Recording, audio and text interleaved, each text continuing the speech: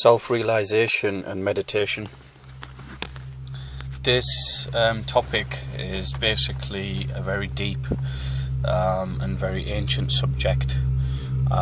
In the times of ancient humanity, when people understood that we were a collective, the greatest goal and achievement was, contemplating what the Creator is and where that creation lies with an individual.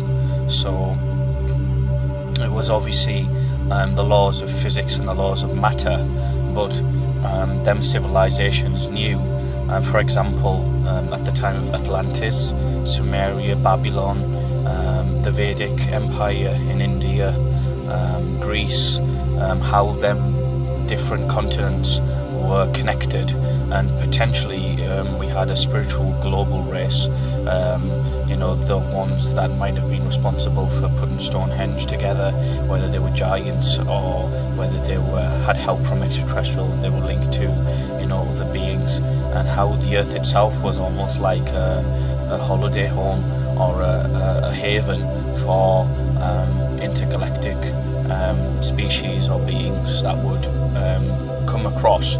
And it was just altered that understanding and realization that this life was a gift, and it was literally to experience the Creator and to sort of like unite. And this is what the earth, that I believe, and the way I see it is, this is what the earth is, and this is what the earth was, and that has obviously been taken away. So the first thing about self-realization is that it's quite common that people will start to believe things that in the status quo are not real once they've suffered or been through some type of traumatic stages in their life. Difficulty, problems, limitation. Limitation leads to genius, and difficulty and problems lead to a person striving for spirituality and potentially looking within to find out what this is all about. Now, a lot of people who first start to awaken will begin to see the world as a game, and will start recognizing the earth and everything as different to what they originally seen it. For example, it's almost like somebody puts on, it's almost like that film They Live, which was done by John Carpenter. I'm not sure, Peter Benchley, John Carpenter, one of the two.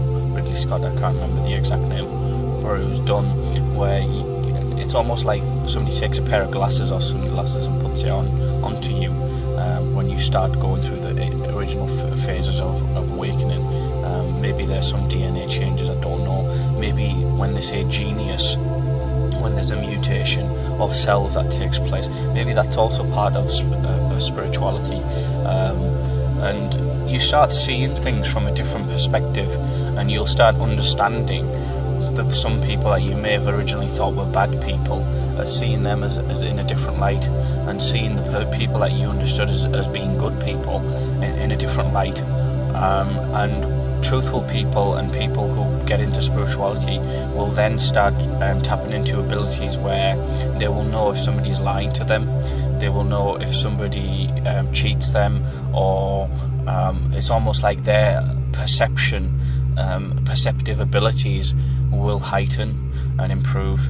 And this is something that was taught by many cultures a long time ago, and originally schools that we go to today to learn about the machine and the system and the left brain, the original ancient schools were all to do with the right side, belief, thinking, meditation, what thought is, and how you actually receive thought when you meditate, and what praying actually was. Praying was a science, and even contemplating the universe, stars and astrology were all the original forms of religion, and how energy itself and that interconnection with everything is all linked to the metaphysics. And basically meditation is something where you focus on a very simple thing, simply to clear the worldly thoughts, the worries worries about your house, the worries about your family, the worries about your children, the worries about money. That has to be eliminated, because don't forget, going back to my original video, that is the illusion. So meditation is all about getting rid of the illusion and realizing simply that the only truth is infinite love. The only truth is your breath, and focusing on your breath, because obviously birth, when you're born, you go through the pain of being born and the pain of dying. It's ultimately all to do with your breath and your breathing. So meditation is to align yourself with your thought, align yourself with your breathing, to balance your brain, and to sort of like center and focus your thought on your breathing, and then to sort of like get to no thought stage, to lose the sense of thought. And if there's anything cosmic or anything universal that takes place, whether it's you realizing something, whether it's some type of cellular or molecular change happening within you, that will only happen when you've completely lost a sense of where you are, and you just see yourself as a thought, you see yourself as light. And often when I meditate, whether it's some type of Vedic chant meditation or it's the Kundalini meditation, I try to get myself to a stage of where I completely lose sense of where I am, in my house, in my room, and then this is when I start seeing myself literally as consciousness, and seeing myself as an infinite light, and that is when the healing takes place, because a lot of healing actually happens when you meditate.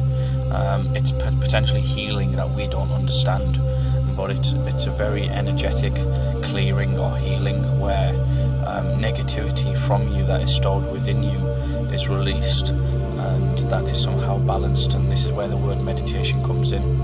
It's basically to almost like a recharge, and if you look at technology and how technology is based on nature, computers are obviously based on the human brain, on humans, and even computers itself. The reverse engineered technology from aliens is based on consciousness, and you in some cases you basically have the ability to reset that computer, to charge that computer, to synchronize that computer, and this is very similar principles to humans, because the powers that be, the elite, understand that we can be programmed. They understand that we are prone to repetition and doing things a certain way, creating our culture the way they have. People have almost like become, rather than being creative robots, we are now very